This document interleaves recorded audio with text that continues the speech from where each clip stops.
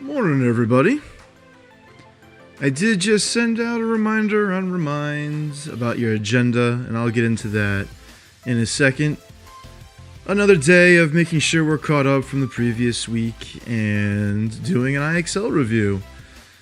But not necessarily a review of what we've talked about, but from 7th grade and how it's going to apply to 8th grade in this upcoming week, this shortened week. Good morning, Azura. A 5-page geometry test. That sounds rough. About sine, cosine, tangent? Are we talking different triangles, congruent angles on parallel lines? I actually like that part. That was fun geometry.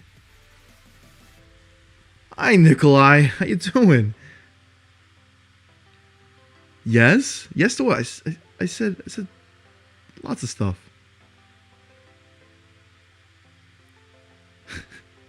Nikolai, you still in California, or are you back in Coventry? I know it was kind of up in the air. End of the year. Angles? Oh, come on. I mean, yeah, you have one line connect two parallel lines. The interior angles, they're congruent. Exterior angles, they're congruent, right? Good. I'm glad you're good, Nikolai.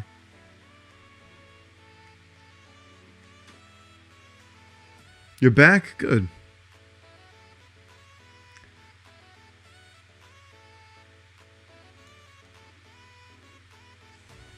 So for others, current 8th graders, we got our little review stream. If you have questions, if not, your Minecraft world, oh god. If you don't have questions, we're actually going to talk about a couple things in the news recently. Yeah, some COVID stuff, but some positive COVID stuff. I mean, in terms of a vaccine. And then the earthquake that happened yesterday. You guys probably felt it.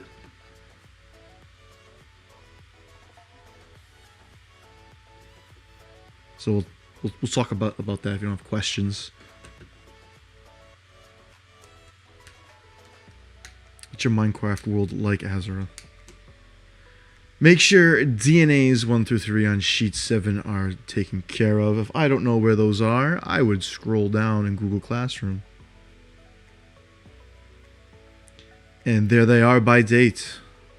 So DNA 1 was on Tuesday last week. No, Wednesday. I'm off a day.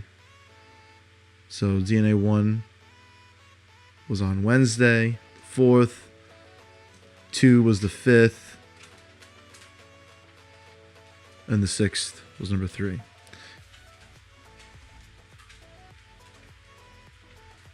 Hi, Kimmeline.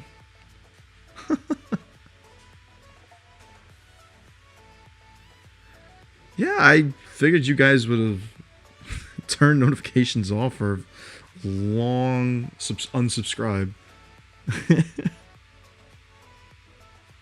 It's godly, that swaggy things. That like what? Does it have lots of trees? Lots of rocks? You're also here for some reason, Hike? I'm glad to have you here, Hike, though. It's all excellent science students. It's good to have you guys coming back, even if it's virtually.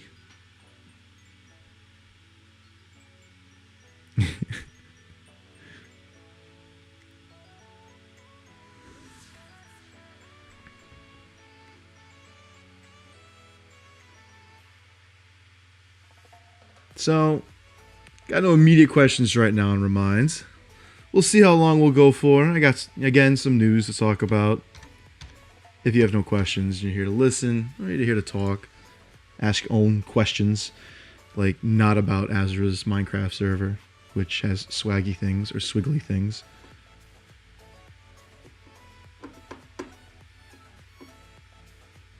Maybe if you have questions on the IXL, I know I sent a password and a name to people.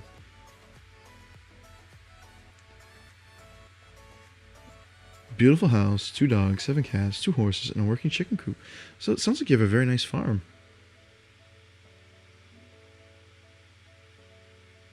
Bye, Kimmeline. Have fun in science. What are you studying?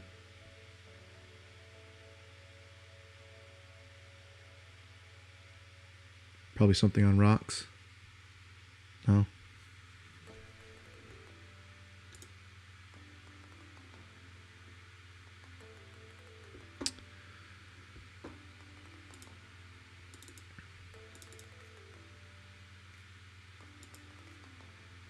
So this was actually published fairly recently. I found it a couple days ago, but I don't know. There's the date, November 3rd. Earthquakes. We didn't have time to really talk much about them, but we're going to talk about earthquakes. We're going to do earthquakes right now. In a couple minutes. So the first thing I want to pull up was this published. You guys should know the layers and the core pretty well. I like it though. I like it. We're going to talk earthquakes. We're going to talk about the earthquake from yesterday. You guys felt one. But first, a little COVID information. This was published again on November 3rd. So, a little less than a week, about a week ago. And it's talking about human recombinant soluble ACE2, HRS ACE2, shows promise for treating severe COVID-19. Goodbye, Azura. Have fun. Okay. Here, what do we mean by human recombinant soluble? It sounds like a different language. It means that scientists took bacteria, inserted into them human DNA to make human ACE2 proteins, human ACE2 receptors that are on the outer lining of mostly your lung and other endothelial tissue in that initial passageway of your body where COVID-19 loves to hang out because the spike protein, because the spiky appearance on the coronavirus, loves to bind to the ACE2 receptor on those cells. So ACE2 is kind of the door, or really the doorknob, into your cells, and the spike protein on SARS-CoV-2, which causes COVID-19, that's like the key to go into the doorknob to open the door, which is your cell, especially your lung cells. Talked a couple weeks ago about how SARS-CoV-2 likes to attack those lung tissues, those alveoli cells, because they have been engineered to go for them. And so what they're saying here is they have developed a way to have bacteria create those ACE receptors. Just free ACE receptors. So they float around, and then SARS-CoV-2 comes around, and it starts binding to those ACE2 receptors. And because those ACE2 receptors bind to the coronavirus can't bind. There's nothing available on its surface to bind to your lung cells.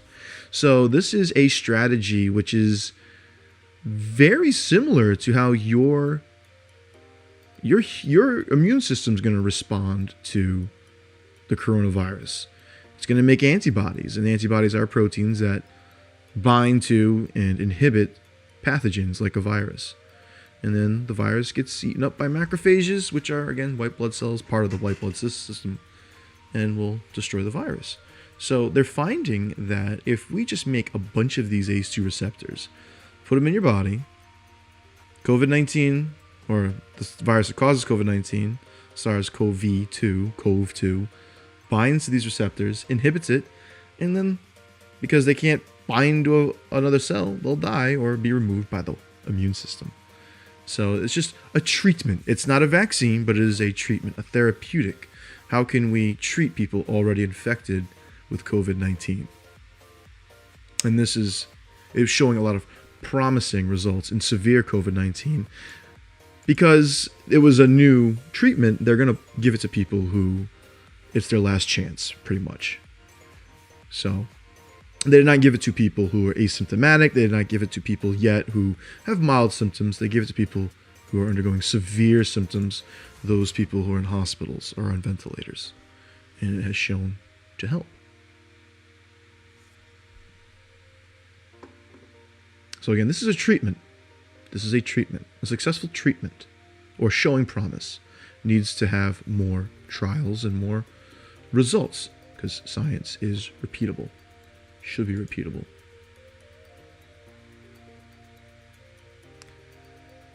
So what about a vaccine, though? What about if I don't have COVID-19? I don't want to get COVID-19. Well, this just came out.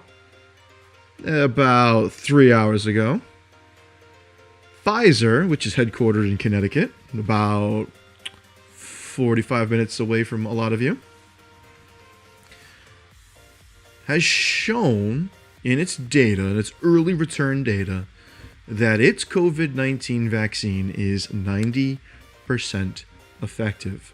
So it is about 90% effective in providing immunity to you, having your immune system recognize the virus or a form of the virus that is produced in the vaccine,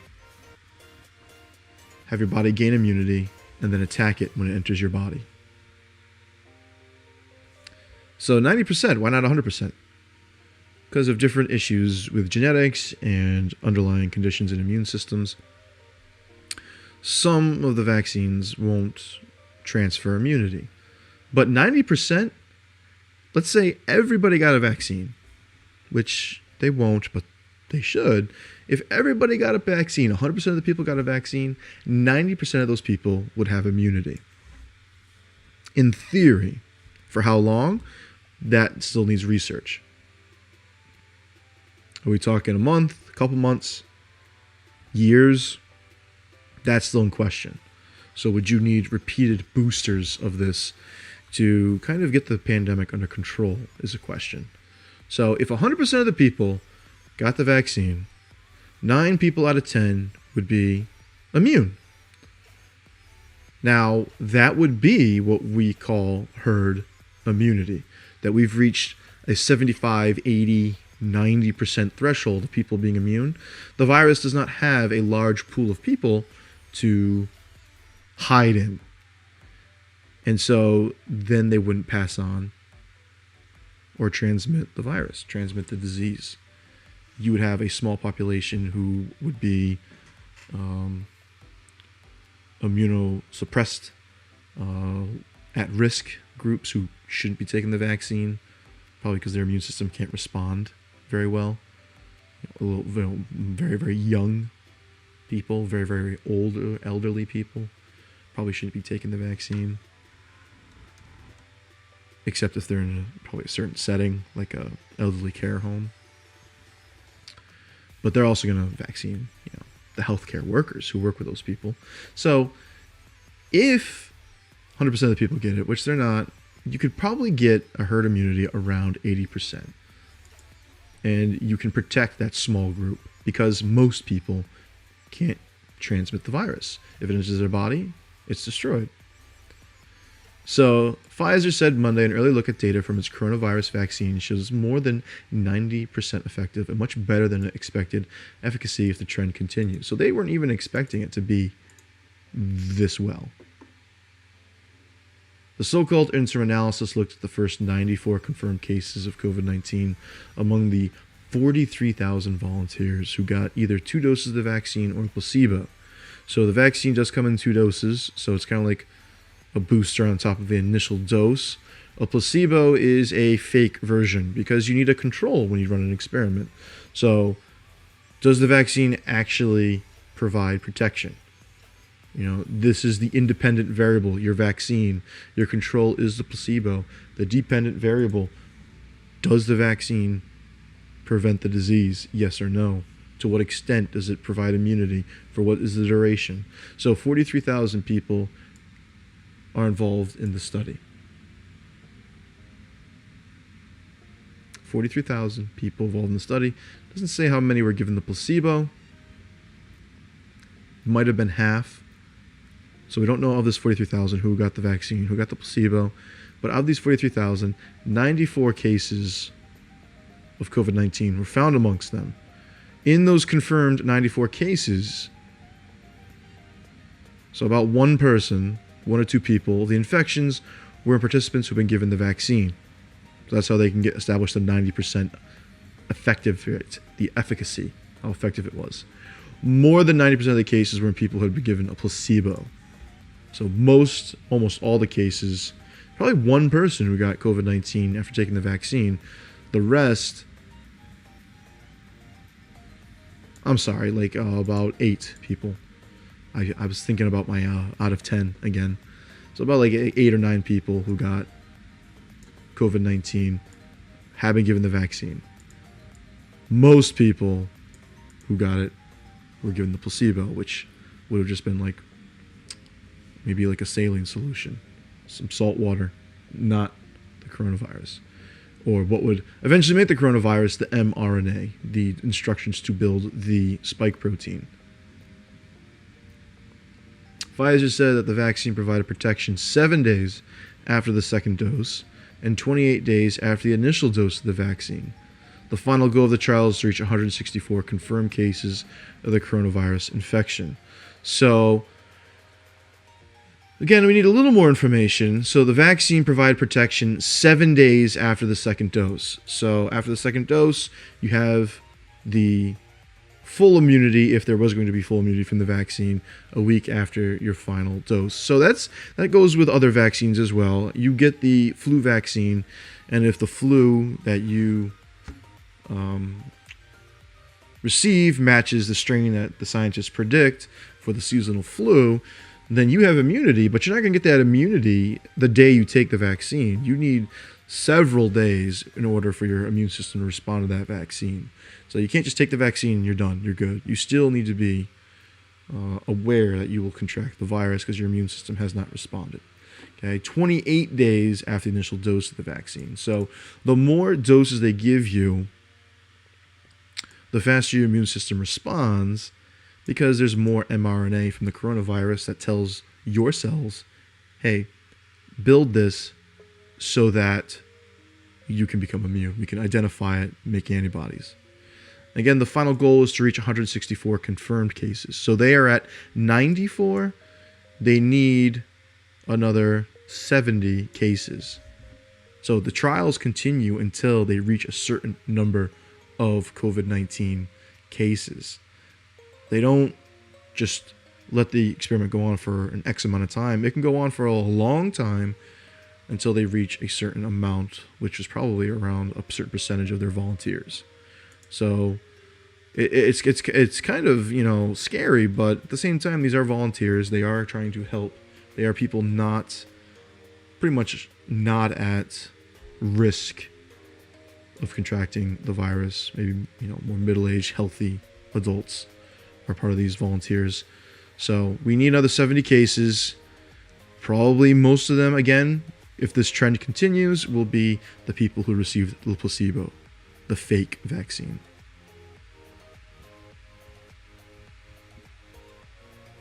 So if this trend continues, we have a very effective vaccine.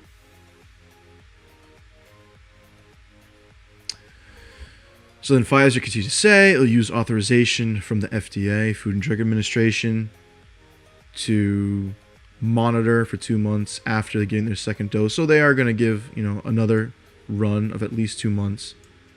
So we got to wait, next couple of weeks, see if they finish their trial, and then 2 months have to go by, make sure people still have immunity.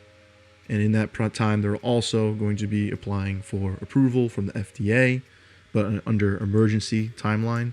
Still full process to ensure safety, but they will be prioritized because FDA has to approve and review many hundreds, thousands of things that go into your body.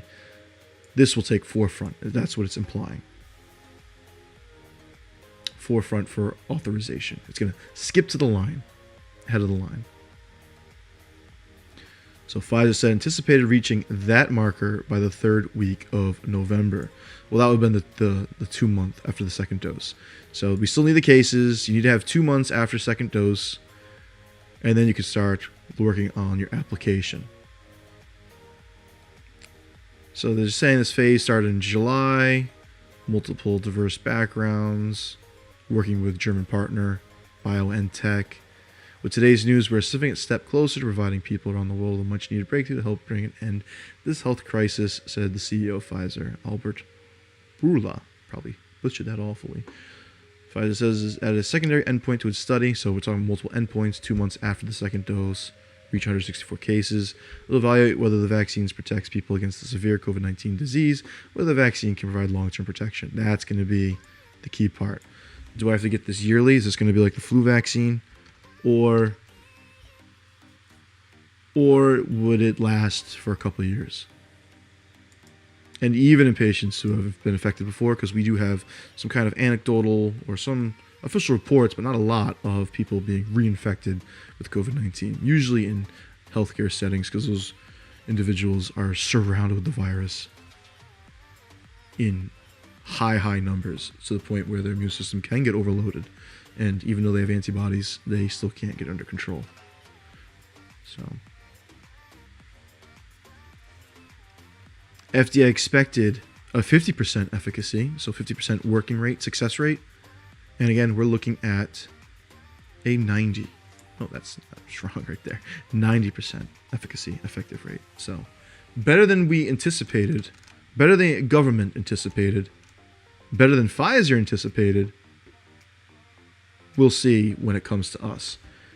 Based on that timeline of November application, you're probably looking at Pfizer's vaccine ready by the end of January, February. And then it'll go to healthcare and first responders. It will be sent out to them in March. And then you're looking at phase 2 individuals, teachers, other businesses. Don't know if students are included in phase 2, but they're probably in phase 3, which would be the general population. So phase 2 would be teachers and workers. They probably get that in April, and then the general population gets it in May. So this is a major step if we're going to not end the pandemic, but get it under effective control, and the first step towards normalcy. So maybe end of your summer looks a little more normal, and hopefully maybe next year a little better than how it started this year. So we talked about a possible treatment for severe COVID-19, not a vaccine, but using bacteria to produce human proteins that the coronavirus likes to bind to. Well, put all those proteins in your body, and then COVID has nothing else to bind to anymore, like your lung tissue, and it can protect it. So we talked about a treatment, and then we talked about the vaccine. See if we got any questions.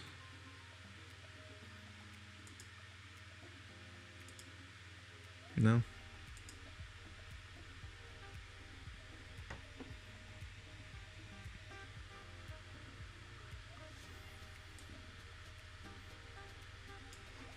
All right. So how about the earthquake yesterday? Did you feel it? That is a big question. Why did you feel it? Why do we have an earthquake? What is an earthquake? Well, we'll talk about that in the year. Some of the older students I had last year, they're currently in physical science. They're talking about the layers of the earth and earthquakes in general. So normally earthquakes, they're not really happening around here because normally earthquakes happen at plate boundaries. So our crust of the earth is broken into a series of slabs that essentially kind of float on the Earth's mantle. So our crust is broken up. It's like an eggshell.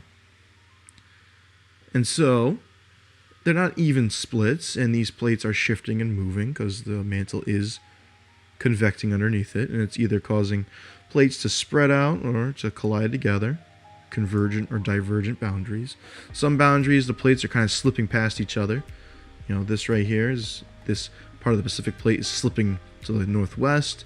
The North American plate's kind of slipping to the southeast. So these two plates are kind of going back and forth next to each other, and so you usually get earthquakes a lot of the time in the news over in the western part of the United States, and we don't normally get an earthquake because our divergent boundary is in the middle of the Atlantic Ocean. We're moving away from Europe and Africa a couple centimeters every year. We're moving this way, they're moving that way, and we're nowhere really near any kind of boundary.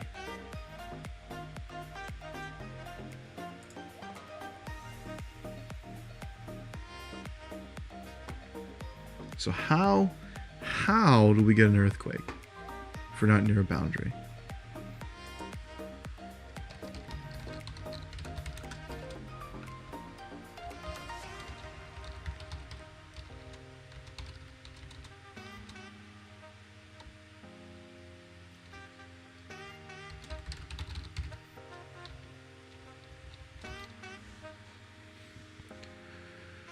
So, where is my link? There it is. USGS, United States Geological Survey, geologists who monitor seismic activity all across the planet, they saw an earthquake here. Well, now it's all blocked off. I'll go to Google Earth in a second or go back to that map. But kind of to the southwest of New Bedford, Bliss Corner, which is kind of near Falmouth, Massachusetts, near the Cape. See, I should just lift like this. The star is the epicenter. Epicenter is where the source of the earthquake happened. So you did have some kind of plate tectonic shift. Have to happen, even though we're not near a boundary. We're not near a major fault, but we could be near an ancient fault line, which we'll talk about in a second. So there, the energy traveled, radiated in all directions. Well, we have no sensors really into the ocean, except right here. Look, there was a strong amount of energy released on the seafloor further south, and then it just weakened as it traveled through the continental crust of southern New England. So Rhode Island felt it very strongly, Massachusetts felt it very strongly, maybe tip of Long Island, New York, and then southeastern Connecticut. So this was pretty much where everybody was saying, did you feel that? Did you feel that? Did you feel that? Yes, we felt it. Okay. It happened not at the surface, but 10 kilometers down. So a few miles below the star is where it happened. Then that's not in the mantle. The crust goes very far, but is the thinnest layer that we see on the Earth. And we'll talk more about that in the future, and physical science students know that already. But earthquake was there, 10 kilometers down. It was a magnitude 4. And that's actually so we rounded up, 3.6, 4. Again, a magnitude 4 is a magnitude higher, times 10, than a magnitude 3, magnitude 2. So this is an exponential scale. So when you get into the magnitudes of 6, 7, 8, 9, those are catastrophic, especially 9 and 8, because again, that would be 5 times stronger than the earthquake you felt yesterday. 5 times that energy. So it's a magnitude scale, orders of magnitude, right? So scientific notation, you're bumping up a power of 10, you're multiplying another 10. Difference between 10 and 100, right? So 10 out of 100 is 10%. So just one order of magnitude, you feel, 10% of what a magnitude 2 would be if you felt a magnitude 1. Right? But why right there when there is no fault line? So I'll kind of go over to Google Earth. One, our seafloor is not flat, which again, talk more about. It is covered in different features: plateaus, seamounts, ridges. This is the divergent boundary, the Mid-Atlantic Ridge, that our plate is moving to the west. Why do we get an earthquake here? Because of different stresses in the plates. So the earthquake kind of happened here in Buzzards Bay, right about there, and we have a little trench, or little groove in that bay. Okay, something could have shifted underneath in the mantle. You could have had a plume of hotter material go up towards the crust, or you could have had a cooler blob of material sink down into the mantle, and that would cause shifting, displacement, one way or the other, and it would cause some kind of rumbling emergence of material either trying to pop up or fall down, and other material falling in. And so that creates energy, and it's going to pick up seismic activity. I know it kind of sounded like a truck, a rumbling. The ground was moving. But we're not near a fault. Well, we do have an ancient mountain range. We have the Appalachian Mountains, which extend, down into near Alabama, Georgia, through Tennessee, through the mid-Atlantic states. And then you have the Green and White Mountains of Vermont and New Hampshire. And those mountains are still part, and into Maine, are still part of the Appalachian mountain chain, which were as high as the Rocky Mountains and the Alps when they were first made. So these are ancient mountains that were actually formed when North America collided with Europe to make Pangaea, the last supercontinent. So Europe and Eastern United States and Africa, the Little Atlas Mountains here in Morocco, they all collided and made a mountain chain. And then eventually some kind of convection current aligned in the mantle and started separating the plates apart. So we did have a supercontinent, Pangaea, right? Think about kind of in the middle part of the dinosaur era, which was hundreds of millions of years long, 165 million, 175 million, correct me if I'm wrong, but much longer than we think about when they died off 65 million years ago. That was the entire length. So we're part of an ancient mountain range, and so there are ancient fault lines, maybe still, that receive energy from the moving of the plate west. And the reason why we have a lot of granite here is because of an ancient volcano that did exist kind of in the coast or on Maine in New England. We have a lot of granite because granite is an igneous rock made from lava. So there are ancient fault lines, and there are pockets of magma that could be upwelling with a hot spot or convecting that can provide the energy to cause seismic activity. It's just a 4 magnitude is pretty rare, so it doesn't happen often. I think we had 2 earthquakes last year, looked that up, magnitude 1 point something and then a magnitude 2, which again are scales of times 10 lower than what we had yesterday. So a 4.0 magnitude earthquake is 4 times stronger, almost 3 times stronger than what we had last year that nobody even felt.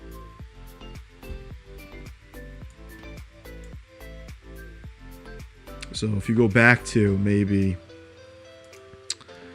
thermodynamic review, let's see if I can pull that up. Thermodynamic review. You get the idea of the mantle providing that energy. So interactive Earth. Come on, come back. Oh, too far.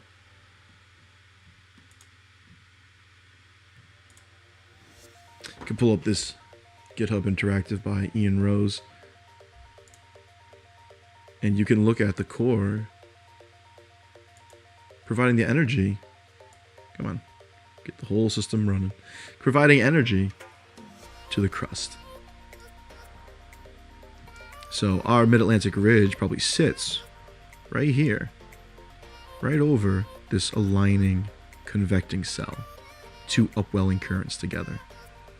And then over millions of years, they change. They flip, they turn, they stop. And so this is, over the course of thousands, millions of years, you don't see this kind of motion in real time. But you can get the idea how the plates can move west, some plates can move east across the surface of the Earth, move north, move south, because this is a 2D representation of a 3D process. 2 plates coming together at a convergent boundary. So a convergent boundary would be here, divergent boundary would be over here. So the actions of our plates and what's on the crust dictated by convection in the mantle, which is one of those 3 types of heat transfers.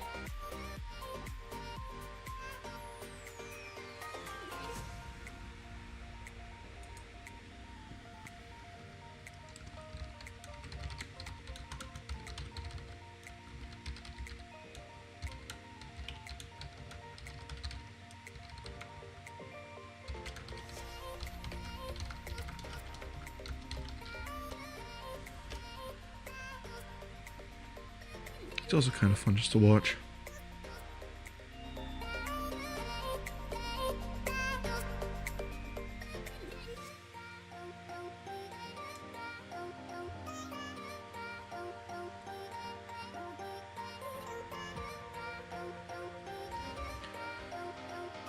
So any other quick questions, you can send them to Remind, you can email them. It was good having you guys from last year. Have the Ducks come back home. There's some major students. Again, any help you need, you require, send them my way. Your major focus for today is making sure your DNA sheet 1 through 3 are done, that you were following along in school and at home virtually. Making sure especially that your results and analysis sections are done for Lab at the Beach. We started working the CER on Friday, but you can't really do that kind of work until these 2 sections are done. Incredibly important to have those 2 done so you understand the data, understand what we were looking at. It's not going to make sense if you don't have those. So you got to make sure 2 is taken care of. You can't really do other things unless those 2 things are taken care of. You're not going to do what we have planned without those set. All right, and if you have questions on those, let me know. Number 3, an IXL kind of review of last year of some things you should hopefully know. But if you don't, here's a little bit of a review, and it's going to be talking about waves. Amplitude of a wave, the frequency of a wave, and the wavelength of a wave, because I want to get into the idea that radiation is, we know, is light, but it's also... light is a spectrum, and it's not just a rainbow that we see. So infrared light, what is it? Well, how is it different from red light is what I want to get into. And you only know the difference between infrared and red light if you know the properties of a wave, especially wavelength. So this will be really helpful in helping you prep for the upcoming week. Again, the week's shorter. We don't have school on Wednesday because of Veterans Day, so this DNA sheet and this quiz are going to become very important. It'll probably be a summative assessment because we are talking about the water cycle and energy and things that we've learned throughout the entire year. So I might take the opportunity to make this extra large sheet into an important quiz instead of just a check. So I'll talk more about that tomorrow. All right. So again, if you have questions, send them my way. I'll address them as they come into the day. I know someone sent me a question about the CER, going over citing evidence. So I'll be sending things out to help you with that. And have a good rest of your day. I'll see you tomorrow.